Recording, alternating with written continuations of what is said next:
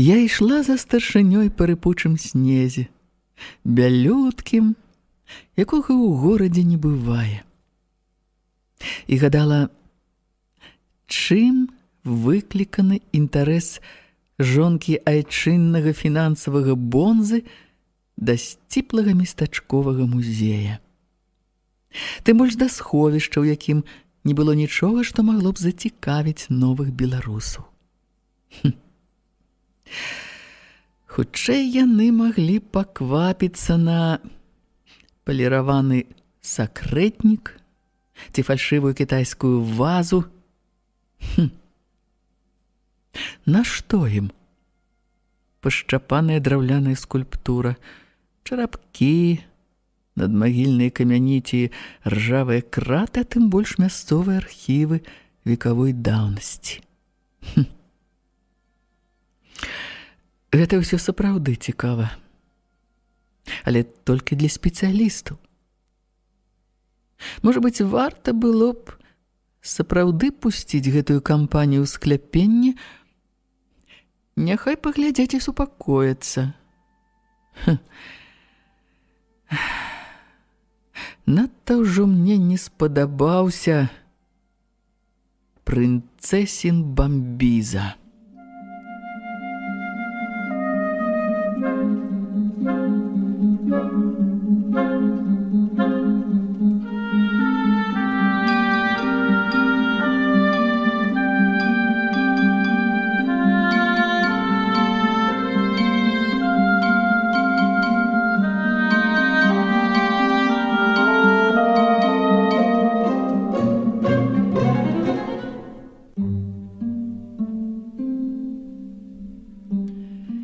Але я чамусьці ўстрымалася ад таго, каб выказаць слушную прапанову старшыні. Сельсавета патэлефанавала ў Мінск. Дамовілася, што заўтра да мяне ў дапамогу прышлюць кагосьці з музея. Паабяцалі нават выслаць графік па экспанаты, якія мая мастацтвазнаўчая вялікасць палічыць вартымі для перавозу ў музей сталіцы. Мармуровага анёла і некалькі драўляных скульптур дакладна трэба будзе забіраць. Гэта была вялікая перамога, відаць, падрыхтаваная альбертавымі намаганнямі. Часам я нават шкадую, што вырасла ў Мінску. Прынамсі, ёсць амаль 100% верагоднасць, што калі ты нарадзіўся ў вёсцы ці мястэчку і дасягнуў хоць невялікіх, але поспехаў на навуцы, мастацтве ці літаратуры, тваё імя будзе шанавацца на малой радзіме, згадвацца ў рознага кшталту краязнаўчых выданнях як гонар раёна. А твой фотаздымак упрыгожыць стэнд школьнага музея. А ў нашым доме жывуць 2 кандыдаты навук, не лічачы мяне, доктар эканомікі, былая балерына, нават стары паэт-песеннік. І суседзі звяртаюць на нас увагі куды менш, чым на ўладальніка Форда з 2-го паверха, які завёў серабрыстага колі і зрабіў кватэры еўрарамонт. Так што пра ягоную круглую ванну з падводным масажам ведаюць усе 4 пад'езды. А маю кнігу пра магістральныя міфалагічныя матывы ў беларускім мастацтве 16 стагоддзя не ведае у доме ніхто. Прыступы мані вялікасці мне хаця і ўласцівыя, як і пераважнай большасці маіх калег, але звычайна не зацягваюцца. Я пачала знаёміцца са змесцівам вынесеных са скляпення папак. У адной былі стосы нудных справаздач, і тады існавала бюракратыя. Колькасць пудоў збожжа, коп сена, сабраных па губерні, судовыя паперы, падабраныя зусім выпадкова, ніякай храналогіі ці сэнсавай сувязі, нібыта іх выцягнулі на вобмацах са смеццевай кучы. Хаця, хутчэй за ўсё, так і было.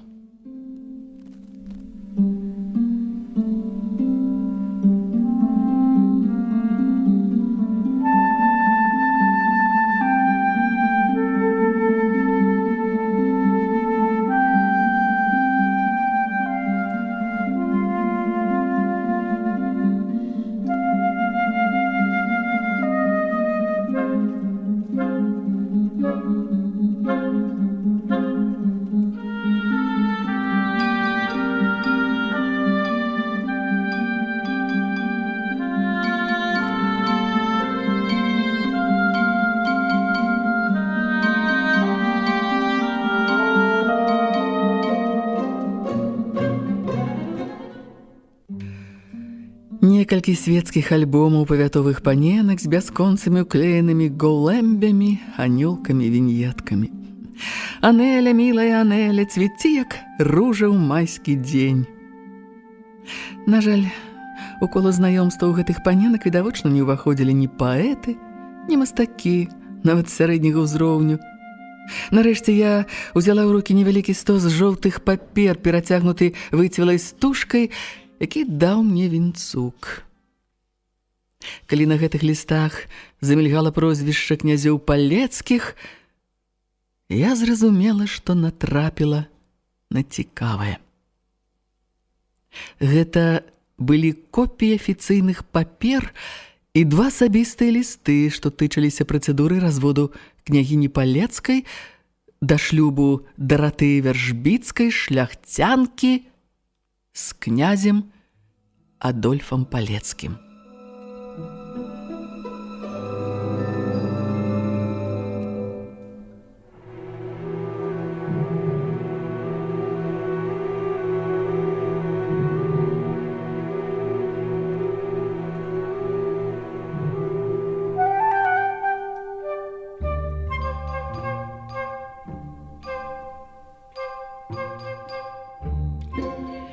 Запісу судовага пасяджэння, якое адбылося ў студзені 1910 года, вынікала, што княгіня Палецкая сама пачала справу аб разводзе.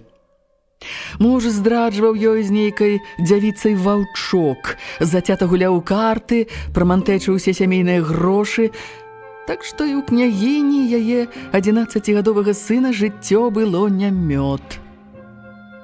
Да таго ж князь Палецкі ўладкаваў хлопчыка ў нейкую дабрачынную гімназію ў Вільні, і княгіня ў супярэчнасць мужа лічыла, што дзіцяці там кепска, яго трэба неадкладна адтуль забіраць.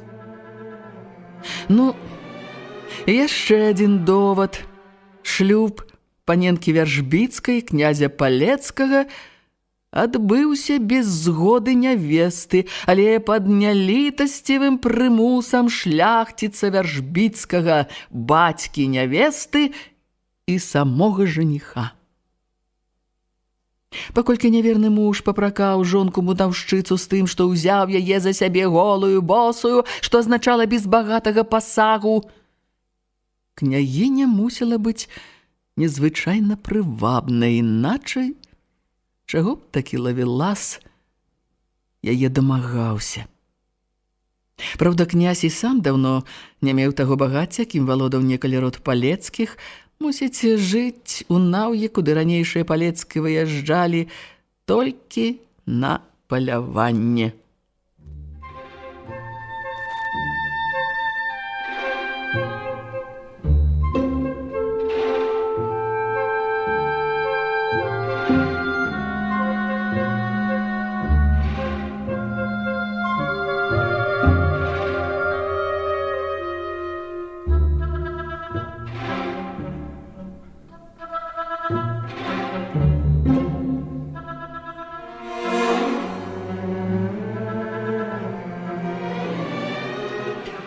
Чым далей я чытала паперы, тым менш сімпатый выклікаў мяне князь Адольф.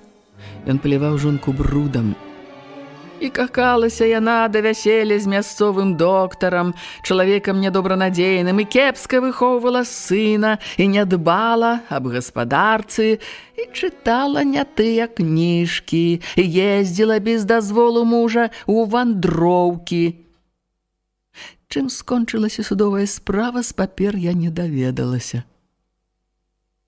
Быў яшчэ ліст пана Вяржбіцкага, бацькі княгіні Палецкай, з папрокамі на адрас няўдзячнай дачкі, перасыпаны памылкамі і выразамі «Клянуся крыжом твайго деда! Хай ратуе цябе ад граху крыж твайго деда!» На канверце значыўся адрас наўеўскай паненкі Анелі Дубоўскай з пазнакай для перадачы Даратэі Палецкай.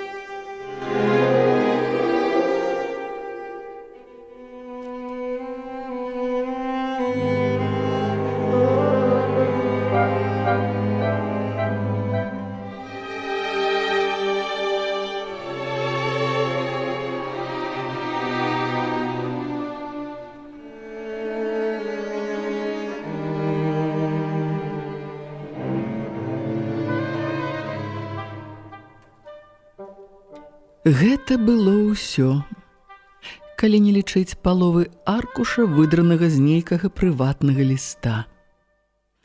Магчыма, ліста княгіні Палецкай да сяброўкі, таму што там згадваўся бессардэчны чалавек, які не дае разводу толькі з-за жадання памучыць, а таксама бедны хлопчык, якога маці не можа забраць дадому без згоды бацькі. Аркуш абрываўся на загадкавай фразе «Талісман, што прыносіць нашаму роду адны няшчасці, хаця ты і раіла мне яго прадаць і скарыстаць грошы для паляпшэння майго бядотнага становішча, я нарэшце наважылася аддаць спачылым. Ім ён не прынясе таго зла, якое прыносіў нам».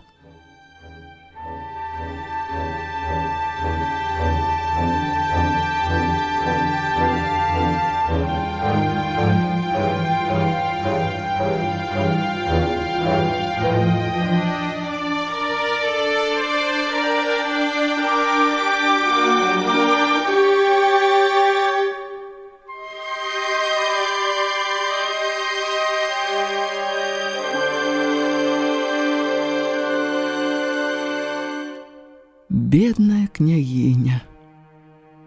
Мусіць, у яе сапраўды быў раман з мясцовым нядобранадзейным доктарам. Уяўленне паслужліва намалявала сцэну таемнага спаткання пад старым дубам, няўдалае выкраданне нявесты, дуэльныя пісталеты ды іншае сентыментальна-рамантычнае шалупінне. Тут жа па асацыяцыі я ўспомніла карціну, якую бачыла ў Цудкоўскім музеі «Шлюб пад прымусам». Цікава, магчыма, гэтая карціна мела рэальны прататып.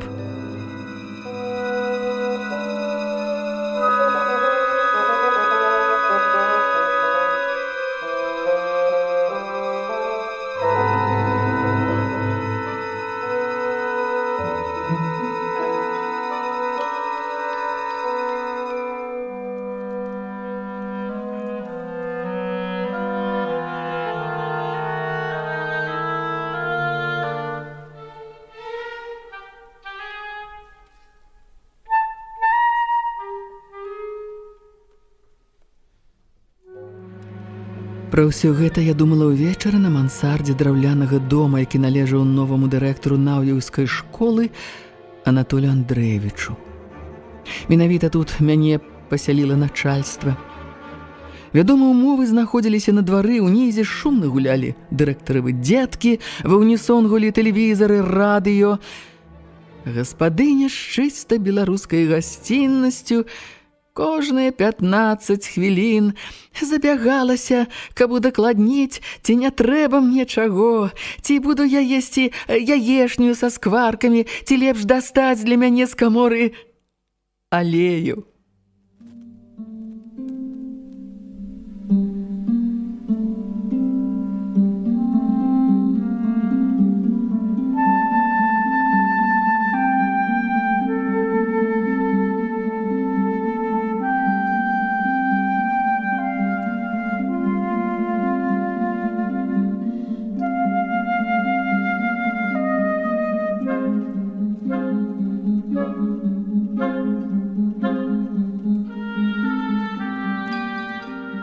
За бяскрыўднымі гаспадарчымі пытаннямі праглядалася цалкам зразумелае жаданне бліжэйшага знаёмства. Але гэта ўсё-ткі быў асобны пакойчык, з акна якога бачыўся сярод заснежанага поля далёкі будынак былой школы. Я задуменна глядзела на цьмяны агеньчык у акне першага паверха, дзе, відаць, атабарыўся ваўкаваты вінцук і спрабавала ўявіць рэаліі местачковага жыцця 100-гадовай даўніны.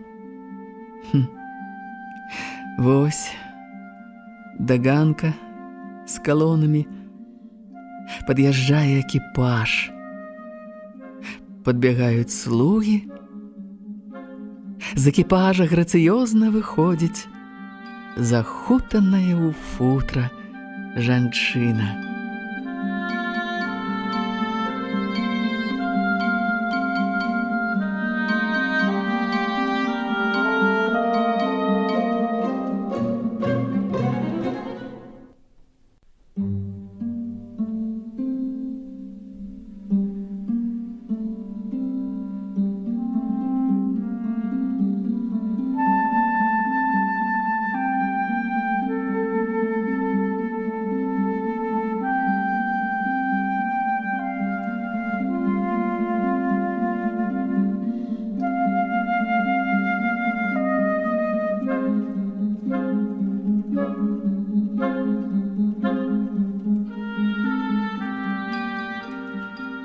Тут мае мары перарваліся, таму што да панскага дома сапраўды пад'язджаў экіпаж, праўда, сучасны.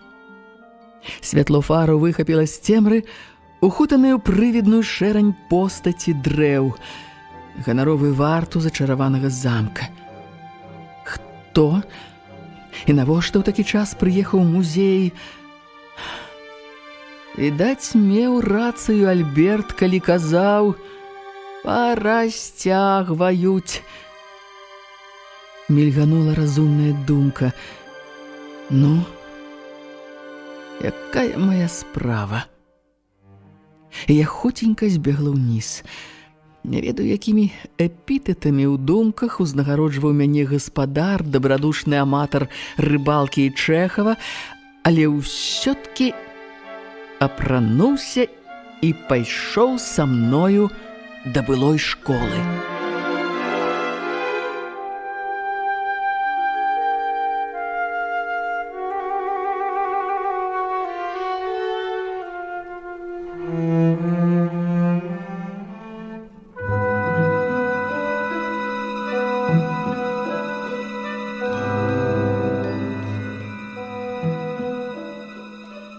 Каля княскай рэзідэнцыі пабліскваў лакіраванымі бакамі шыкоўны джып.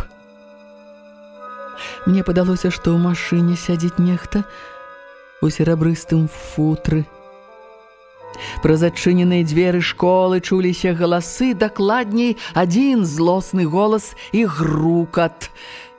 Я кінулася туды. Мой гаспадар сунуўся за мною, хоць я амаль фізічна адчувала ягоную неахвоту лезці не ў сваю справу. Сярод вестыбюля ўзвышаўся знаёмы бамбіза са світы шаравокай прынцэсы. Ён, відаць, крута размаўляў з вартаўніком па тым жа пытанні, што і днём, таму што Вінцук, у раздзёртай на плячы сіняй кашулі, спрабаваў узняцца з падлогі, дзе, пэўна ж, апынуўся не па ўласным жаданні.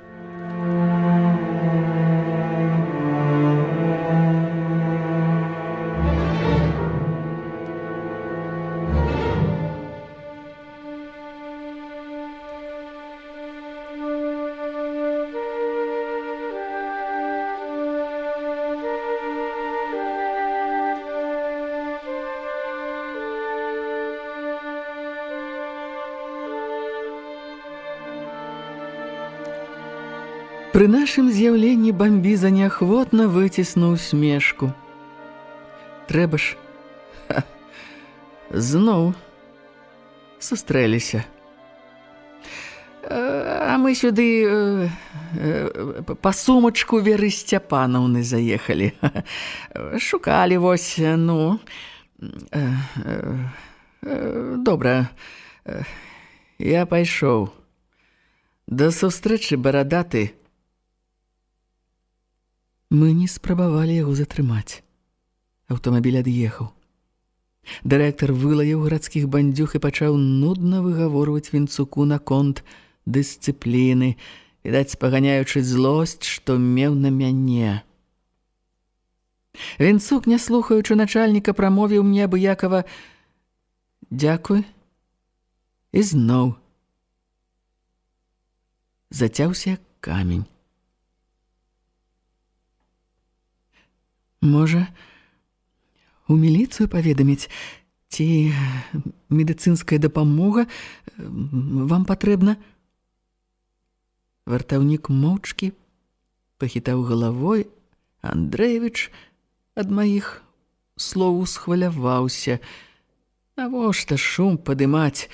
Вартаўнік сам вінаваты, пусціў чужых на аб'ект аховы.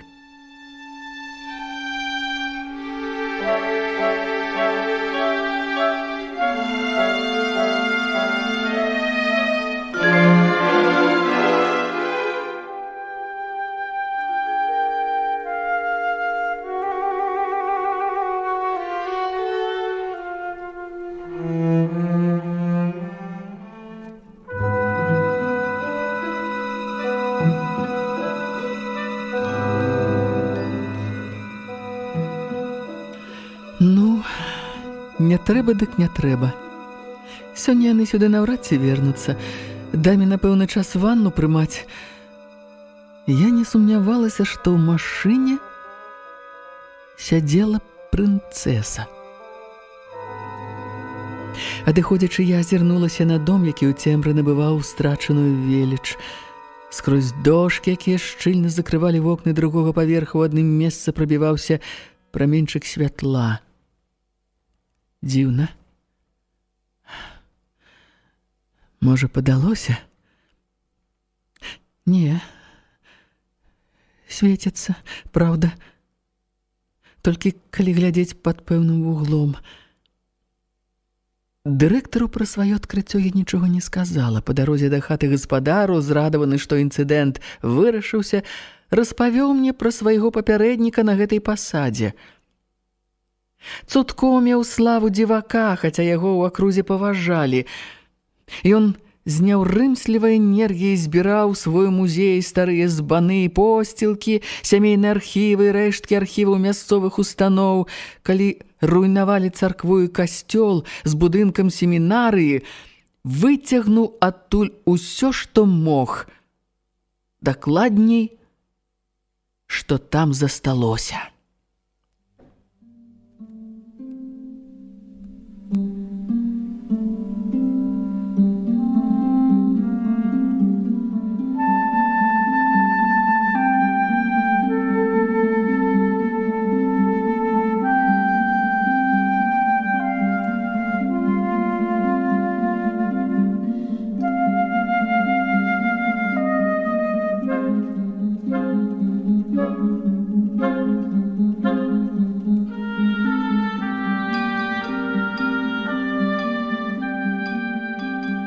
Драўляная скульптура, якую я бачыла, валялася ў сутарэннях касцёла, які з 39-го года да свайго зруйнавання выкарыстоўваўся як склад.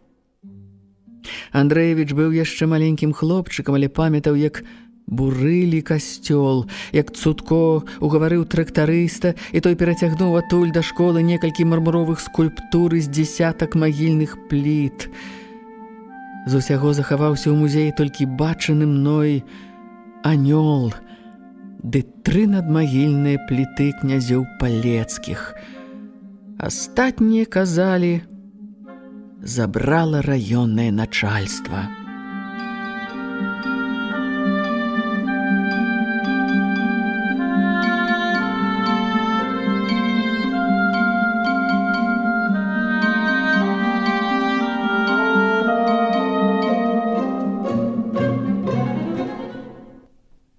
Я ведала, што гэта значыць, айчынныя нуварышы купляюць старыя каменныя надмагілі, знішчаюць надпісы, выкарыстоўваюць для ушанавання памяці памерлых сваякоў. Добры мармур набыць цяжка, а тут яшчэ і з гатовымі малюначкамі трапляецца. Вартаўнік з'явіўся ў школе 2 гады таму. Цутко уладкаваў яго перад самай сваёй пенсіяй.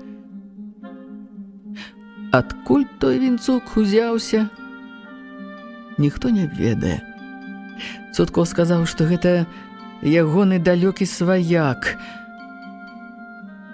Па наўе адразу пайшлі чуткі, што сваяк выйшаў з псіхіятрычнай бальніцы.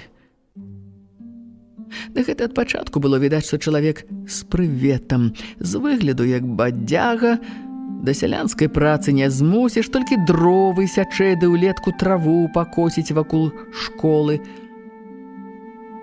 Ні з кім не гаворыць, ніхто да яго не прыязджае. Трэба будзе пераводзіць музей у новую школу, але там усё не змесціцца.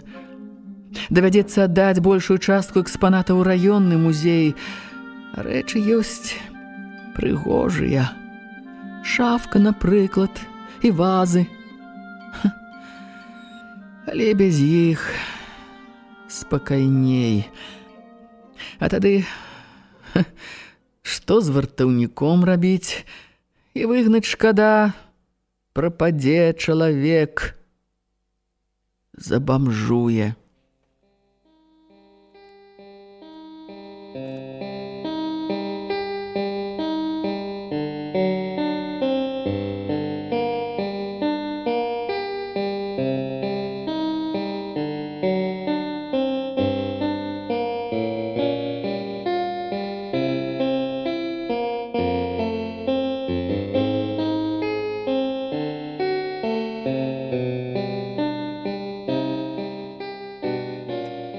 Размова працягнулася за вячэрай.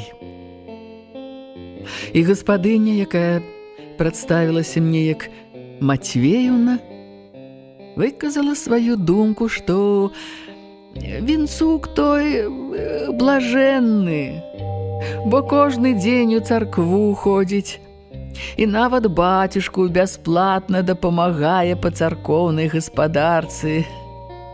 О, грашыў, відаць, шмат, глыбакадумна заключыў Андрэевіч пасля 3 чарак самагонкі, якую я адмовілася піць.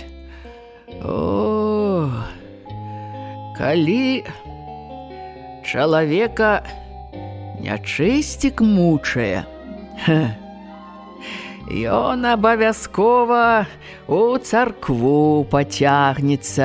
О, сабакам брахаць будзе, змяёй круціцца, але да царквы папаўзе.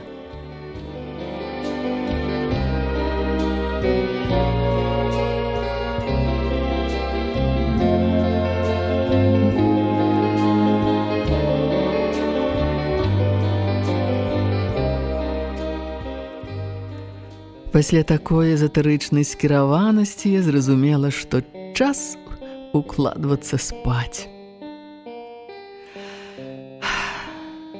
перад тым, як улегчыся пад пуховую коўдру, таўшчыня якой была прапарцыянальная гасціннасці гаспадароў, я яшчэ раз зірнула на далёкі будынак школы і падумала пра святло на другім паверсе. Несумненна, там і схаваныя самыя каштоўныя экспанаты. Як бы толькі пераканаць вартаўніка пусціць мяне да іх.